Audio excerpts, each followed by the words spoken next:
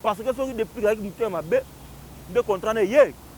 anga mané bangulu wa bena poto ba vérité anga mané bangulu azuba mise na poto ba beti ba concert ya yi prévu ba beta wana mais ce que l'nya ma mise na poto ba muso wa kana depuis quand même mise na poto pour approuver Fabregas na ba Robino Mundibu non non non non non non non. Aujourd'hui, nous avons depuis Pomba Niance, na ba musicien nyonso bazabongo na Paris. Pomba ya Niance, amemi ba musicien nyonso. Ya tekeno akina deux musiciens, trois musiciens non. Amemi mutambunda. Mutabeta ka drum, mutabeta guitare, oba chanteur, oba bango porte-parole pe. Aujourd'hui, nous avons depuis Pomba Niance, na ba musicien nyonso bazabongo na Paris. Moi, je ne pense pas que depuis quand même ba musicien na poto pour approuver Fabregas na Robino Mundibu parce que même yepé des gens là des orchestre va beta appelé mingité moi succès pesa pe mingité on faut le appeler vérité mais aza bon artiste Pomba ya Niance amemi ba musicien nyonso ya tekeno akina deux musiciens trois musiciens non amemi mutambunda mutabeta ka drum mutabeta guitare oba chanteur oba bango porte-parole pe. Voilà, merci à tous nos fidèles téléspectateurs de Métro Makengo Tapis Rouge. Merci d'enlever vous allez toujours continuer à s'abonner à la chaîne Abino parce que il y a Abino Christian Vangoulé, Papa Bambon. Alors toujours là pour former Bino pour nous faire l'actualité. Oh nyonso bo sepela na yango oh nyonso bo lukaka bo eba donc ande bo zwaka yango na chaîne Abino Métro Makengo Tapis Rouge yango na vraiment pe na ko insister vraiment na bandeko o nyonso bazuli baku ya kolanda biso pour la première fois na kati ya Métro Makengo Tapis Rouge bo s'abonner pour bo ratara ba news ndenge baninga na bino o déjà ba s'abonner na kati ya Métro Makengo Tapis Rouge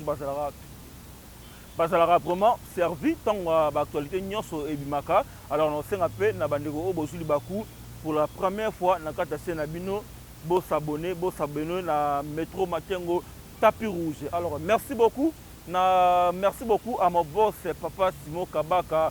Makengo et à sa charmante épouse maman Christelle Mbumba Makengo parce que bangonde bazali ko tchabiso na ba condition ya bien donc grâce à ende bozo zopena ba misala auto c'est la bino to kota partout pour na ko servir bino. Alors aujourd'hui Christelle Wangu nous allons moko donc nous allons na ba invité parce que bobi ki to mesana toujours ko yambela no ba artiste musicien pe na ba comédienne pour na ko sur par rapport à l'actualité na bango.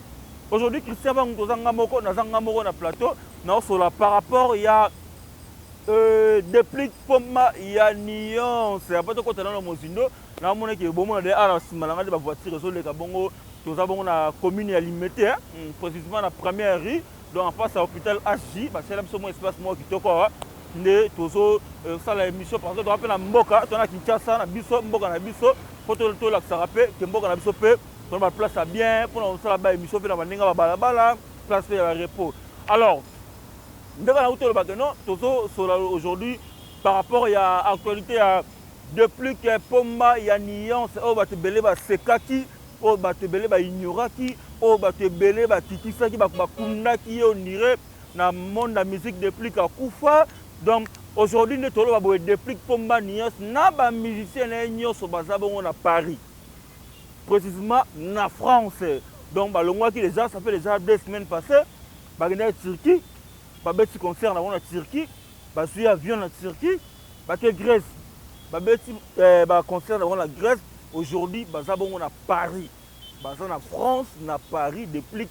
Pomba ya Niance amemi ba musicien nyonso ya tekeno akina deux musiciens trois musiciens non amemi mutambunda mutabeta ka drum mutabeta guitare oba chanteur oba bango porte-parole pe dirige baté poto. Alors déjà comment on a depuis que na kati Europe on a autobi que mouvement belé et voir assisté ba maison mère on mutu maison mère abia we ranso basali ba 10 ans ngoyo na mu ba kenda su poto te we ranso na les poto bien sûr on ba kenda États-Unis ba sankara ba kakol mais maison mère kenda su poto te faire école Jésus de Niance na ko sana nyonso mo ba kenda su poto te ozu ba wenge bese bese utkolo ba ba kenda poto kala mais aujourd'hui depuis Pomba Niance a ke poto na mambisien na so ki lelo biso tosi courage pour audace ya koya kolobela tourner à Déplique, c'est parce que toyoki déjà bamasa mosusu bazotimbisa bamisien ke bazonga Kinshasa te. Bamasa mosusu bazotimbisa bamisien ke bakima Déplique na poto. Ezala na 2000 moko Déplique bakangaki bango balingaki bakima. Parce que tozo ba news na source. 2000 moko bakangaki bango bangi bakima 4 ans bakomi na Roissy Charles de Gaulle. Bangi bakimisa déjà 2 musiciens. Yango toye ko yebisa bino bandeko ya bamisien. En tout cas, bon faire attention parce que depuis que Pomba Nyons a même na poto na pour kende ko sala musique. A même bango kuna pona ba kende ko représenter République démocratique du Congo. Donc ça que non beaucoup ma kobenga ba mission na bino ba bandeko na bino que non depuis kango ana Kinshasa ana succès depuis kango ana Kinshasa abeta a se produire mingi te bon ya olukani na Kinshasa bandeko na ngai depuis quand même on a bien rapporté bongo makambo fungwami. Aujourd'hui ton bazon à Kinshasa makambo fungwama. Botsara ko tsa ba bula mabe que non bande ko na bino bakima na poto. Des musiciens bange bakima na déjà na bike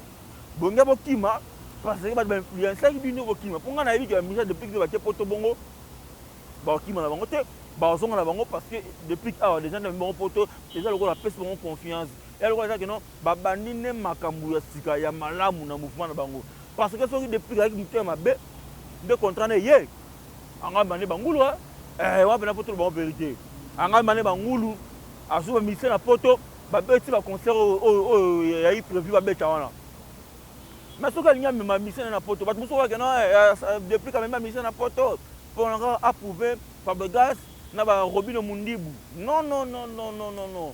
Moi, je ne pense pas que depuis quand même mission na poto pour approuver Fabregas na Robino Mundibu. Parce que même il y a plein de gens là, les orchestres va mettre à plein mingité. Moi, succès peut s'appeler mingité, on faut la plein vérité. Mais Aza,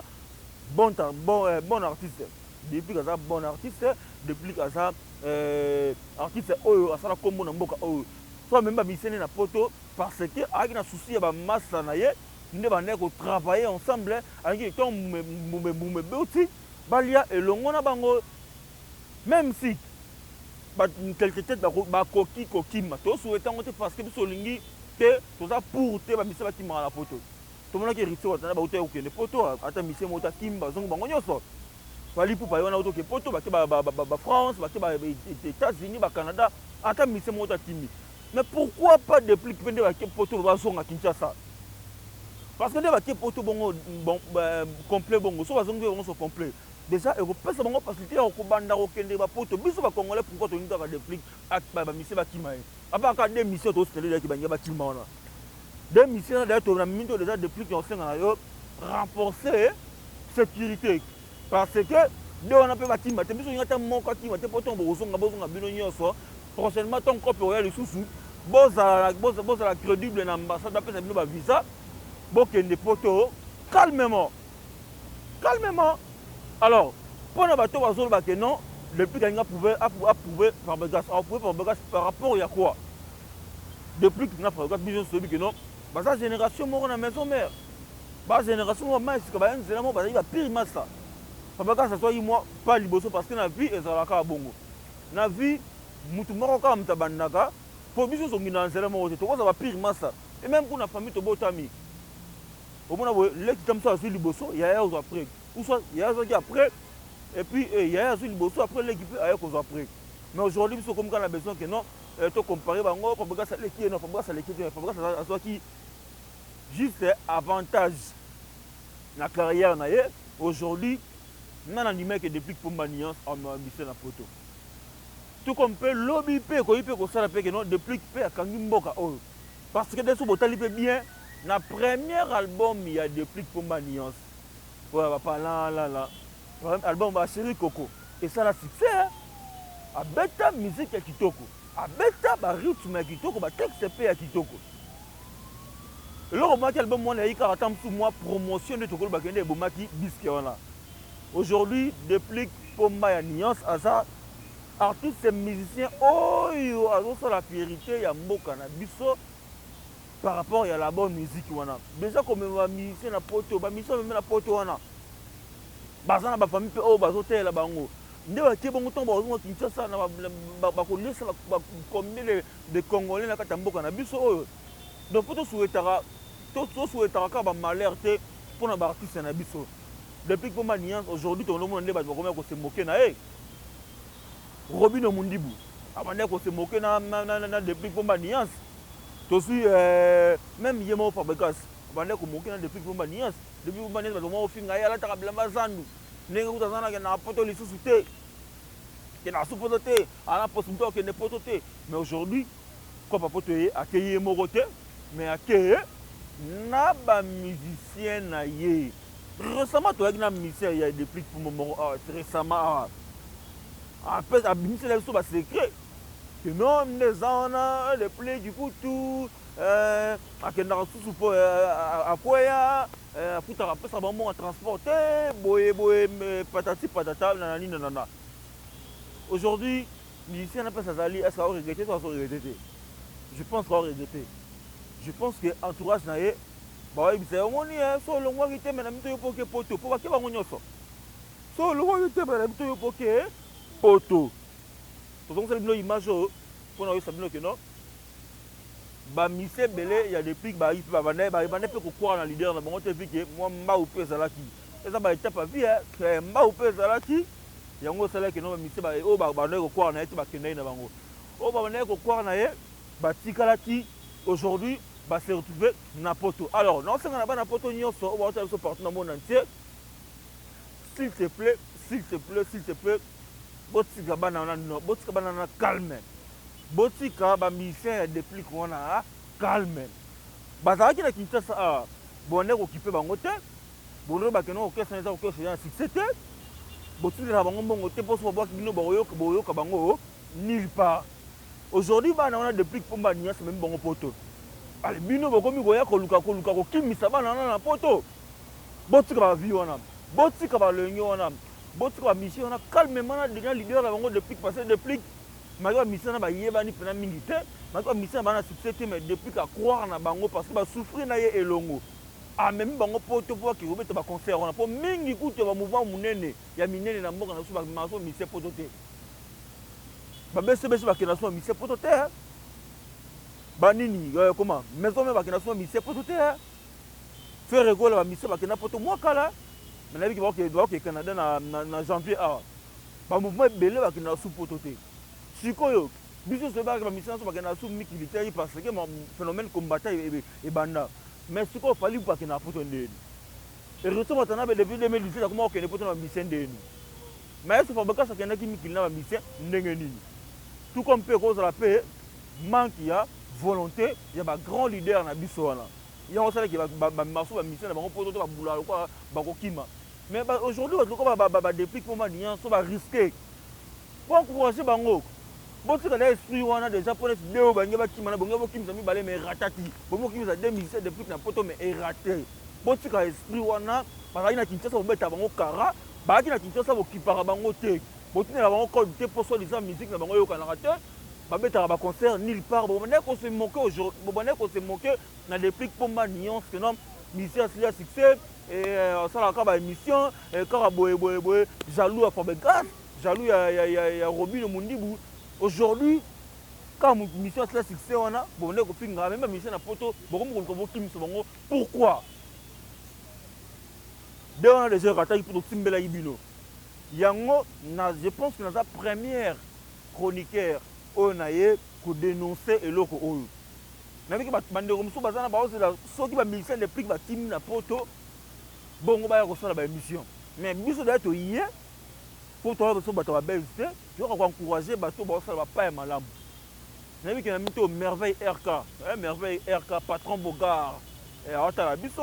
merveille rk patron bogard aotala biso nabiki atala na biso na youtube alanda biso mpe na batiktok merveille rk patron bogard bayiba na bato ya Kinshasa po nana besoin na baperike mwa plante kabelo pena ya mai na ya mafuta ya bagenre nyonso bolingaka pena donc adresse ye moko epai ya patron bogard merveille rk donc tokende kosomba baperike ya kitoko baplante bakabelo ya kitoko ya milai oyo molai lokola dona beza oyo ekitanga ntina mokongo babi merveille RK patron Bogart. Donc demandez que non biso te ko dénoncer avant de mission bâtiment parce que c'est belé aux autres la question mission depuis batimi nde babandi yi ko sala ba émission biso te ko dénoncer là que na bande ko o ngabo kimsa de mission na faites gaffe à vous. Moi na mai a tout ça depuis que ça be fort na ye o ko même ba ngulu na ye parce que nous on pinga ye a rason le ka malonga te mission ne mo to yamba ka ke no rason na voiture malonga te na cop o pe à travers cop o poto o so pe mbongo ba ngulu aso mata so jeep so amer so nini so lupangu mais à croire na ba artiste mission na ye a même bongo poto ko bino bonde ko finga bango na secret ko mo ko luka ko kimisa bango po bo so nini boni ki mouton bebo botia de plus pomba nuance à l'aise botia de plus pomba nuance à l'aise botia ça la tourner na ye calmement si ba ko ça tourner na bango bazonga Kinshasa. Alors mon vieux continue de temps ni papa héros na bi ko ça toujours branché na ba news ya Christian Bangu papa Bombo et na bi ke Michael Mikanga Mingashanga Aigle patron Michael Mingashanga Aigle tala bango toujours na nenga likolo na motema na ye maman Boni Mingashanga ba hôtel la biso na appartement na bango ba somba na cité du fleuve bango pena ba somba appartement na cité du fleuve. Merci beaucoup aussi les grands gérants Arnaud Dosongo Arnaud Dosongo moi mukena ba mbongo na motema ya Melina la charmante aigle bamboteno vraiment yangona et de gros bisous aussi à ma petite sœur chérie depuis l'Afrique du Sud voilà la mode bongo Rite la charmante et l'or Rite la charmante et l'or moi na maman Jackie Mokango wana South Africa wana pena ba maman na biso na petite sœur na ngai donc mingo lo bezalike o to kingo pena ya koloba yangona boti ko mission na calme basi ça tourner na bango kino ba ko silisa so bazongi Kinshasa bazongi na bango Kinshasa bazongi Kinshasa ba bando beta ba concert na bango ba musipe disque na bango ba yembi pe parce que y prévu na bi qui prévu ba ça disque mo depuis que ça la mission na ye ba na ba chant ceux qui peut robima so ba ça na photo ba ko studio na photo et ça la pe malamu depuis pomba nuance force à toi ba courage na yo nzambe azana yo ebele ba critiquaki yo ebele ba kumdaki yo en tout cas nzambe nga kaka ndem tazalaka na liloba suka na bomo ya moto nzambe ndem taye bakake no mutu oyo na tele no virgule ape mana mutie poto na redémarrer maram na ye azwa sko conscience yo lo ngana ko ba depuis yangona depuis pomba nuance asala ba succès belé ba miso ba régner lelo to depuis ka régner bango ba sagité c'est normal depuis que ça moi pause nzambe mo ka pause ka teki no mo virgule aujourd'hui nzambe c'est félicieux et ça fait démarrage moment on a fait carrière na yo au relancer en sous mata kende pena likolo sala ba succès oza mise o markitoko oza mise o binisa batu oza na belle voix ou ba belle mélodie oza na ba voix o ba si balingara mingi travailler na ba ndeko artiste o ba pembe na yo de pesa monka confiance ona ko ça on peut studio na photo bo banda pe kuna bo susa na Kinshasa magena na bi te séjour na so ya combien de temps kuna to sali que non ils a possible que studio kuna bo silisi to sali que temps za mukie bo bandi kuna et puis boye ko silisa awa na kati ya République démocratique du Congo. Alors merci beaucoup na bandi ko so batala biso to ebiki bozaki belé pona kolanda biso bozaki pena ebele na senga na bino bo s'abonner toujours na métro Makengo tapis rouge parce que na métro Makengo tapis rouge il y a place au besoin ba actualité au Christian Bangu papa Bombo Bangoulé à la Rabino. Donc merci na Abigail Mokamba babi petite fille moi so boya na hydroquinone na samba ma hydroquinone donc a mema yango na procès na parquet ya matita longa procès Abigail Mokamba. Merci beaucoup à les caméramans ou à filmer de dessin à Kiruku Rati Kazadi et merci beaucoup à Héritier Djamba de un grand merci aussi à mon boss papa Simo Kabaka Makengo et à sa charmante épouse maman Christelle Mbumba Makengo. De gros bisous à ma fille chérie Liam Chris. Quant à moi je vous dis au revoir.